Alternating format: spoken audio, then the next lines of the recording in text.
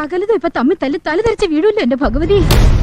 അല്ല, സതീശന്റെ വെല്ലുവിളിയല്ല, കേരളത്തിലെ പ്രതിപക്ഷ നേതാവിന്റെ വെല്ലുവിളി തീർച്ചയായിട്ടും കേരളത്തിന്റെ മുഖ്യമന്ത്രി ഏറ്റെടുക്കും. അതാണല്ലോ ജനാധിപത്യ മര്യാദ. ഇവിടെ കേരളത്തിന്റെ ഉത്തരവാദിത്തമുള്ള പ്രതിപക്ഷ നേതാവ് നിയമസഭയ്ക്ക് പുറത്ത് ആരോപണം ഉന്നയിക്കുകയും മുഖ്യമന്ത്രിയെ വെല്ലുവിളിക്കുകയും ചെയ്തു. നമ്മളായിട്ട് വഴക്കിനും വക്കാണത്തിനൊന്നും പോകണ്ട, അങ്ങനെ വിട്ടാ ശരിയാവില്ല. അദ്ദേഹം ആരോപണങ്ങൾ ഉന്നയിക്കുന്നു. മുൻ പ്രതിപക്ഷ നേതാവ് ശ്രീ രമേശ് ചെന്നിത്തല അദ്ദേഹം നിരന്തരമായി ഈ വിഷയം ഉന്നയിക്കുകയും മീതയ്ക്ക് മീതെ ആരോപണങ്ങൾ ഉന്നയിക്കുകയും ചെയ്തു. അതിനും തൃപ്തികരമായി യാതൊരു മറുപടിയും കിട്ടുന്നില്ല. ഇവർക്ക് തോന്നുന്ന മട്ടിലെ കാര്യങ്ങൾ ഗതാഗത മന്ത്രി എല്ലാം കെൽട്രോണിന്റെ മേൽ ചാരി തടി കഴിച്ചിലാക്കാൻ നോക്കും. വ്യവസായ മന്ത്രി അദ്ദേഹത്തിന് പോലും മനസ്സിലാകാൻ കഴിയാത്ത എന്തൊക്കെയോ ന്യായങ്ങൾ പറഞ്ഞു. ന്യായീകരണ തൊഴിലാളികൾ മൗനത്തിലാണ്, ക്യാപ്സൂൾ നിർമ്മാതാക്കളും പണിമുടക്കില്ല.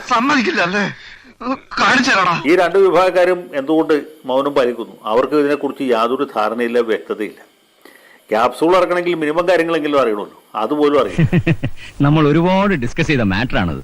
ഇന്നൊരു തീരുമാനത്തിൽ ഉത്തരം പറയേണ്ടത് മുഖ്യമന്ത്രിയാണ്. മുഖ്യമന്ത്രി അമ്മിക്കുഴവയ്ക്ക് കാറ്റ് പിടിച്ച പോലെ ഞാൻ ഈ നാട്ടുകാരനല്ല മാവിലായിക്കാരനാണ് എന്ന മട്ടിൽ തുടരുക. ഒരു മാർഗം കാണുന്നില്ല ഈശ്വര. അപ്പൊ ഇതിനോട് ചേർത്ത് വായിക്കേണ്ട ഒരു കാര്യം കൂടിയുണ്ട്. ശോഭാ സുരേന്ദ്രൻ ആരോപണം ഉന്നയിച്ചു. പണി തരാൻ ഞാൻ എന്താ കുപ്പിന്ന് വന്ന ഭൂത. അപ്പൊ ശോഭാ സുരേന്ദ്രൻ ഉന്നയിച്ച ആരോപണം കുറെ കൂടി വ്യക്തിപരമാണ്. മറ്റുള്ളവരൊക്കെ താത്വികമായിട്ടാണ് ആരോപണം ഉന്നയിച്ചത്. അവർ ഒരാളെ ചൂണ്ടിക്കാണിക്കുന്നു. ഞാൻ എന്ത് പറഞ്ഞു? അല്ലെങ്കിൽ സത്യം എങ്ങനെ അപവാദാകുന്നത്? പ്രകാശ് ബാബുവിന്റെ പേരെടുത്ത് പറഞ്ഞ സ്ഥിതിക്ക് മുഖ്യമന്ത്രിയുടെ ഉത്തരവാദിത്തം വർദ്ധിച്ചു. മുഖ്യമന്ത്രി പറഞ്ഞ എന്റെ മകന്റെ ഭാര്യാപിതാവിന് ഈ സംഭവമായിട്ട് യാതൊരു ബന്ധവും. ഒരാൾ ഇതുവരെ ഒരു കേസ് കൊടുത്തിട്ടില്ലല്ലോ. തോമസ് ഐസക് കൊടുത്തില്ല, കടകംപള്ളി സുരേന്ദ്രൻ കൊടുത്തില്ല. അപ്പൊ ഇതിനകത്ത് എന്തോ ചുറ്റിക്കളി ഉണ്ടല്ലോ. എന്ത് ചുറ്റിക്കളി?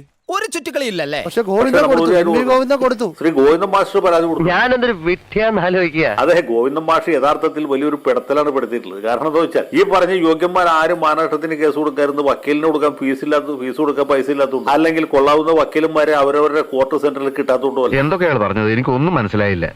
പാവി ചെല്ലുന്നിടം പാതാളം, അത്ര തന്നെ. ഇവർക്ക് മാനം ഉണ്ടെന്ന് അവർക്ക് തെളിയിക്കാൻ പറ്റുകയില്ല എന്നുള്ളത് കൊണ്ടാണ്. മാനനഷ്ടം ഉണ്ടായി എന്നെങ്കിൽ മാനം ഉണ്ടാവണം. നേരെ പറഞ്ഞ് ഗോവിന്ദൻ മാഷിന് അങ്ങനെ ഒന്നും ഭയപ്പെടാനില്ല. അദ്ദേഹത്തിന്റെ മടിയിൽ കനവില്ല, വഴിയിൽ ഭയമില്ല. അദ്ദേഹം തളിപ്പറമ്പിൽ കിട്ടാവുന്ന ഒരു വക്കീലിനെ വെച്ചിട്ട് ആദ്യം വക്കീലിനോട് സ്വപ്ന സുരേഷ് മറുപടി അയച്ചു. ഗോവിന്ദൻ മാഷ് അവിടെ കൊണ്ട് അവസാനിപ്പിച്ചില്ല. അദ്ദേഹം സിവിലായിട്ടും ക്രിമിനലായിട്ടും നടപടി ആരംഭിച്ചിരിക്കും. ഇത്രയും തങ്കപ്പെട്ട സ്വഭാവമുള്ള ഒരു ചെറുപ്പക്കാരന് ആ നാട്ടിലും മസീട്ടുമൊക്കെ കിട്ടില്ല. അപ്പൊ അദ്ദേഹത്തിന്റെ ആ ധൈര്യത്തെയും സ്ഥൈര്യത്തെയും നമ്മൾ അംഗീകരിക്കണം. അദ്ദേഹത്തിന്റെ ഉത്തമ വിശ്വാസത്തെ നമ്മൾ അംഗീകരിക്കണം. കാരണം അദ്ദേഹത്തിന്റെ മടിയിൽ കാരണമില്ല. അദ്ദേഹത്തിന്റെ ധൈര്യമായിട്ട് ജനങ്ങളെ അഭിമുഖീകരിക്കും. എനിക്കങ്ങ് ഇഷ്ടമായി. ദൈവമുണ്ട് ബേബിച്ചേട്ടാ, ദൈവമുണ്ട്. ഇതിന്റെ അകത്ത് ദുരൂഹമായ ഒരുപാട് കാര്യങ്ങളുണ്ട്. ഈ ഇടപാട് മൊത്തത്തിൽ വളരെ ഫിഷി ആയിട്ടുള്ള ഒന്നാണ്. ഈ കാക്കിക്കുപ്പായത്തുള്ളിലെ മനസാക്ഷി മരിച്ചു മരവിച്ചു പോയിട്ടില്ലെങ്കിൽ ഈ സംഭവങ്ങളെ കുറിച്ച് സാർ ആദ്യം അന്വേഷിക്കും. അതിൽ പല കാര്യങ്ങളും പൂരിപ്പിക്കപ്പെടാതെ ബാക്കി കിടക്കും. പല കാര്യങ്ങളിലും വലിയ ദുരൂഹത നിലനിൽക്കും. എനിക്ക് നേരത്തെ സംശയം ഉണ്ടായിരുന്നു. എന്നിട്ട് നീ എന്താ നേരത്തെ പറഞ്ഞില്ല? അതെങ്ങനെ അത്തരം കാര്യമൊക്കെ ഞാൻ പറഞ്ഞാ ഇവിടെ ആരെങ്കിലും വിശ്വസിക്കും? പല ഇടപാടുകളും സുതാര്യമല്ലാത്തതാണ്. ഒരു സർക്കാർ സംവിധാനത്തിൽ ഒരിക്കലും നടക്കാൻ പാടില്ലാത്ത അവിശുദ്ധമായ അവിഹിതമായ പല ഇടപാടുകളും ഇതിനകത്ത് നടന്നിട്ടുള്ള കാര്യം ഇതിനകത്ത് തന്നെ സ്പഷ്ടമാണ്. മലയാളികൾക്ക് കൂടി നാണക്കേട് ഉണ്ടാക്കുന്ന വിധത്തിലല്ലേ നീ ഇവിടെ ജീവിക്കുന്നത്? അത് മാത്രം പറയുന്നത്. അതുകൊണ്ടാണ് യാതൊരു മറുപടിയും പറയാത്തത്. അല്ലെങ്കിൽ ഇപ്പോൾ മുഖ്യമന്ത്രിക്ക് ഈ കാര്യങ്ങൾ തുറന്നു പറഞ്ഞുകൂടെ? എന്തുകൊണ്ടാണ് ഇങ്ങനെ ഒരു കരാർ ഉണ്ടാക്കിയത്? എന്തുകൊണ്ടാണ് ഉപകരാർ കൊടുത്തത്? ഒരു പൂവെടുത്ത് ചെവിയിൽ വെച്ചിട്ട് റോഡിൽ കൂടി ഒന്ന് ഓടിയാലോ എന്ന് ആലോചിച്ചിരിക്കുകയാണ് ഞാൻ. ഉപകരാർ നേടിയ ആളുകൾ ആരൊക്കെയാണ്? എന്തുകൊണ്ടാണ് അവർ ആഫീസ് പൂട്ടിപ്പോയി? അതൊക്കെ ആലോചിക്കുമ്പോഴാ എന്റെ നെഞ്ചിനകത്തൊരു പുകച്ചിൽ. അല്ലെങ്കിൽ എന്തുകൊണ്ടാണ് ഇവരാരും നമുക്ക് നേരിട്ട് കാണാൻ കഴിയാത്തത്? ഇവരൊക്കെ ഇവിടെ മാഞ്ഞുപോയി. ആ കാര്യങ്ങൾ തുറന്നു പറയണ്ടേ? കേരളത്തിന്റെ മുഖ്യമന്ത്രിയല്ലേ, വെറും ഒരു സ്വകാര്യ വ്യക്തിയല്ലേ. ആദ്യം വ്യക്തി നന്നാവണം, എങ്കിലേ കുടുംബം നന്നാവും. കുടുംബം നന്നായ സമൂഹം നന്നാവും. സമൂഹം നന്നായ രാജ്യം നന്നാവും. രാജ്യം നന്നായ ലോകം നന്നാവും. വ്യക്തമായിട്ട് എല്ലാ രേഖകളും ഉണ്ടല്ലോ. എല്ലാ പ്രൊസീജിയറും പാലിച്ചുകൊണ്ടല്ലേ സംസ്ഥാനത്തെ ഏറ്റവും പ്രധാനപ്പെട്ട പൊതുമേഖലാ സ്ഥാപനമായിട്ടുള്ള കെൽട്രോണിന് ഇത് സംബന്ധിച്ച് ടെൻഡർ നൽകുന്നത്. രാവിലെ കുറ്റിയും പറിച്ച് നോക്കൂ, കെൽട്രോൺ ഇതുമായി ബന്ധപ്പെട്ട് ഓപ്പൺ ടെൻഡർ അതുമായി ബന്ധപ്പെട്ട് നമുക്കറിയാം, പത്രത്തിൽ പരസ്യം കൊടുക്കുന്നു, സൈറ്റിൽ അതിന്റെ എല്ലാം അപ്ലോഡ് ചെയ്യുന്നു. ഇതൊക്കെ പറഞ്ഞുകൊണ്ട് നടക്കാനേ കൊള്ളൂ. എല്ലാ ടെക്നിക്കൽ ക്വാളിഫിക്കേഷൻസും ഉള്ള എല്ലാ പ്രൊസീജിയർ ഇഷ്യൂസും പാലിച്ചുകൊണ്ട് തന്നെയാണ് നടപടികൾ സ്വീകരിച്ചിട്ടുള്ളത്. ഫലിതങ്ങളാണ് ഞങ്ങൾക്ക് വേണ്ടത്. അതിനകത്ത് പ്രൊസീജിയർ ഇഷ്യൂ ഒന്നും തന്നെ നമുക്ക് ചൂണ്ടിക്കാണിക്കാനായിട്ടില്ല. അതുകൊണ്ടാണ് ഞങ്ങൾ വളരെ ആത്മവിശ്വാസത്തോടു കൂടി പറയുന്നത്, ഇത് സംബന്ധിച്ച് നിങ്ങൾക്ക് എന്ത് വിഷയമുണ്ടെങ്കിലും കോടതിയെ സമീപിക്കാം. വിവരമില്ലാത്തവർക്ക് പറഞ്ഞാൽ മനസ്സിലാവില്ല. എനിക്ക് വിവരമുണ്ട് എന്ന് മറ്റുള്ളവർക്ക് കൂടെ തോന്നണ്ടേ? കെൽട്രോണിന്റെ നടപടിക്രമങ്ങൾ, ഈ ടെൻഡറിലെ വീഴ്ചകൾ, ടെൻഡർ നൽകിയ രീതിയിലെ അഭിപ്രായ വ്യത്യാസം, ടെക്നിക്കൽ ക്വാളിഫിക്കേഷൻ ഇല്ലാത്ത ആളുകൾക്ക് ഇത് നൽകിയതുമായി ബന്ധപ്പെട്ടാണ് ആക്ഷേപം ഉന്നയിച്ചത്. ആ ആക്ഷേപങ്ങൾക്ക് കേരള ഗവൺമെന്റിന്റെ ഔദ്യോഗികമായിട്ടുള്ള രേഖകളാണ് ഞങ്ങൾ മുന്നോട്ട് വെച്ചത്, അല്ലാതെ കൈരേഖയല്ല. കേരളത്തിലെ ക്യാബിനറ്റിന്റെ നോട്ടുകൾ സഹിതമാണ് ഞങ്ങൾ മുന്നോട്ട് വെച്ചത്. ആ മുന്നോട്ട് വെച്ച വിഷയങ്ങളിൽ അത് അടിസ്ഥാനരഹിതമാണെങ്കിൽ അടിസ്ഥാനരഹിതമാണെന്ന് പറയാം, തള്ളിക്കളയാം. അതിന് മുഖ്യമന്ത്രി തയ്യാറായില്ല. അല്ല, എന്താ നിങ്ങളുടെ ഉദ്ദേശം? പ്രതിപക്ഷ നേതാവോ മുൻ പ്രതിപക്ഷ നേതാവോ പൊതുസമൂഹത്തിൽ അവതരിപ്പിച്ചതും മാധ്യമങ്ങൾക്കുൾപ്പെടെ കൈമാറിയതും ആയിട്ടുള്ള രേഖകൾ വ്യാജമാണ് എന്ന് കേരളത്തിലെ വ്യവസായ വകുപ്പ് മന്ത്രി പറഞ്ഞിട്ടുണ്ടോ? താൻ പറയില്ലല്ലേ? അറിഞ്ഞാലല്ലേ പറയാൻ പറ്റൂ. കേരളത്തിലെ ഗതാഗത വകുപ്പ് മന്ത്രി പറഞ്ഞിട്ടുണ്ടോ? ഈ പൊതുസമക്ഷം എത്തിയിട്ടുള്ള രേഖകൾ തെറ്റാണെന്ന് കെൽട്രോൺ പറഞ്ഞിട്ടുണ്ടോ? വീട്ടിൽ പോയി മനുഷ്യനെ മെനക്കെടുത്താതെ. ക്യാമറ വിവാഹം നോണ ഫാക്ടറിയിൽ ഉൽപ്പാദിപ്പിക്കുന്നതാണ് എന്ന് പറഞ്ഞു. ഈ രേഖകൾ വ്യാജമാണെന്ന് അവർ പറഞ്ഞോ? ഫേക്ക് ഡോക്യുമെന്റ് ആണെന്ന് അവർ പറഞ്ഞോ? ഇതിനെ അവർ തള്ളിക്കളയുന്നുണ്ടോ? ഭാവി ചെല്ലിനോർത്ത് പാതാളം എന്നല്ലാണ്ട് പിന്നെ എന്ത് പറയാൻ. ഇപ്പോഴും കെൽട്രോണിൽ ഞങ്ങൾ പുറത്തുവിട്ടതിന് ശേഷം മാത്രം കെൽട്രോൺ അപ്ലോഡ് ചെയ്ത രേഖകൾ അതും തെറ്റാണെന്ന് ഇവർ പറയുന്നുണ്ടോ? അത് പിടിച്ചാ തൂങ്ങേണ്ടി വരും. അവൻ പൊളിച്ചടുക്കാൻ ഇറങ്ങിയിരിക്കുക. രേഖകൾ പൂർണ്ണമായി നിങ്ങൾ പുറത്തുവിടുന്നുണ്ടോ? നിങ്ങൾ പകുതി മറച്ചു വെച്ചുകൊണ്ടല്ലേ കാര്യങ്ങൾ പുറത്തുവിടുന്നത്? ജനങ്ങളെ തെറ്റിദ്ധരിപ്പിക്കാൻ വേണ്ടിയുള്ള ശ്രമമല്ലേ നടത്തുന്നത്? ഞാൻ ഒരു ഒറ്റ അടി നിന്റെ കരട കുറ്റിക്ക് വെച്ച് തന്നാൽ പല്ല് താഴെക്കണം.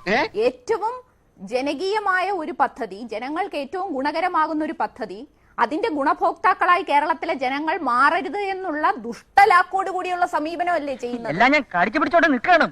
എനിക്ക് ചൊറിഞ്ഞോണ്ട് വരണം, എന്നെ കൊണ്ട് പറയിപ്പിക്കരുത്. എല്ലാ വിവരങ്ങളും പുറത്തുവിടാതെ നുണപ്രചരണങ്ങൾ നടത്തിക്കൊണ്ട് ഒരു നുണ ഫാക്ടറിയായി പ്രതിപക്ഷം മാറിക്കൊണ്ടിരിക്കുമ്പോൾ ഇതിലും വലിയ വിശദീകരണം എന്താ നൽകേണ്ടത്?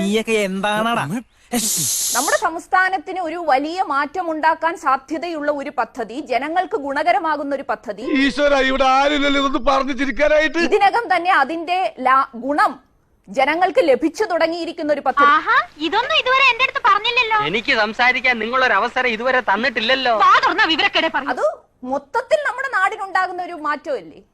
ആ മാറ്റത്തിന് ഉതകുന്ന ഒരു പദ്ധതിയെ ഇത്തരം ഇല്ലാത്ത നുണക്കഥകൾ പ്രചരിപ്പിച്ചുകൊണ്ട് ഇല്ലാതാക്കാൻ ശ്രമിക്കുന്നത് ശരിയാണ്. ഇതിന് മരുന്നില്ല. താങ്കൾ അസ്വസ്ഥനാവുകയാണ്, താങ്കൾ വല്ലാത്ത അസഹിഷ്ണുത അനുഭവിക്കുകയാണ്. താങ്കൾക്ക് ഇവിടെ വന്നിരുന്ന് വസ്തുതകൾ നിരത്തി ഫാക്ച്വലായി കാര്യങ്ങൾ സംസാരിക്കാൻ കഴിയുന്നില്ല. കുറെ നേരമായല്ലോ, എന്തൊരു ബോറാ. കേരളത്തിലെ എല്ലാ തരത്തിലും ഒരു വികസനം കൊണ്ടുവരിക, ഒരു നവകേരളം സൃഷ്ടിക്കുക, ഒരു നോളജ് ഇക്കോണമിയായി, ഒരു വൈജ്ഞാനിക സമ്പദ്ഘടനയായി നമ്മുടെ നാടിനെ മാറ്റുക, അങ്ങനെ ഒരു വലിയ ലക്ഷ്യം മുമ്പോട്ട് വെച്ചുകൊണ്ട് പോകുന്ന ഒരു ഗവൺമെന്റ്. നിന്നെ സമ്മതിക്കണം, നിന്റെ വായിൽ എങ്ങനെയാടാ ഇത്രയും പെട്ടെന്ന് ഇത്രയും വലിയ നുണകൾ വരുന്നത്? പ്രളയകാലത്തും കോവിഡ് കാലത്തും നട്ടല്ലുറപ്പോടുകൂടി നിന്ന് തകർന്നുപോയ മനുഷ്യ മനസ്സുകളെ ചേർത്തു പിടിക്കുന്ന ഒരു ക്യാപ്റ്റനായി കേരളത്തിന്റെ മുഖ്യമന്ത്രി മാറിയപ്പോൾ എങ്ങനെ അല്ല പൈസ തെറ്റാതെ എണ്ണി വാങ്ങാലോ. ജനങ്ങൾ ആ മുഖ്യമന്ത്രിയിൽ വിശ്വാസം അർപ്പിച്ചു. ചരിത്രത്തിൽ ആദ്യമായ തുടർഭരണം എന്ന ഒരു വലിയ ലക്ഷ്യം നേടിയെടുക്കാൻ സാധിച്ചു.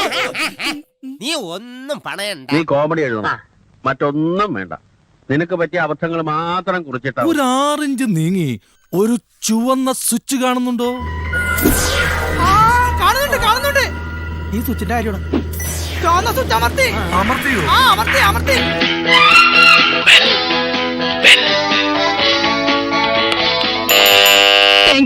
ഈ ഉപകാരം മറന്നാലും ഞാൻ മരിക്കില്ല.